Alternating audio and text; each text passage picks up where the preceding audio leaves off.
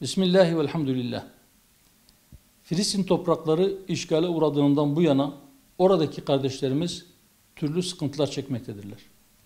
14 Mayıs 1948'den bu yana ise katliam ve saldırılar sistematik ve kurumsal bir hal almış ve artarak devam etmektedir. Siyonist rejim Filistin topraklarında işgalcidir. İşgalciye direnmek ve işgal ettiği topraklardan çıkarmak için mücadele etmek meşrudur. Meşru olmayan şey işgalin devam etmesidir. Mescid-i Aksa Müslümanların ilk kıblesidir. Beytül Makdis mukaddestir. Etrafı mübarektir. Kudüs ümmetin izzetidir. Bu izzeti çiğnetmemek için ne gerekiyorsa yapılmalıdır. Bu savaş Hamas-İsrail savaşı değildir. Bu savaş Filistin-İsrail savaşı değildir. Bu savaş Arap-İsrail savaşı da değildir. İşgal rejimi bütün Müslümanlara ve İslam'ın mukaddesatına saldırmıştır.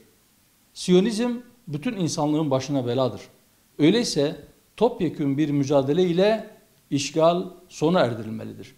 Allah'ın izniyle er ya da geç işgalciler işgal ettikleri topraklardan zelil bir şekilde çıkmak zorunda kalacaklardır. Akıbet muttakilerindir, zafer inananlarındır. Allah kesin bir zafer ile müjdelenmeyi nasip eylesin ve zaferimizi yakınlaştırsın. Ve ahiri davana enelhamdülillahi rabbil alemin.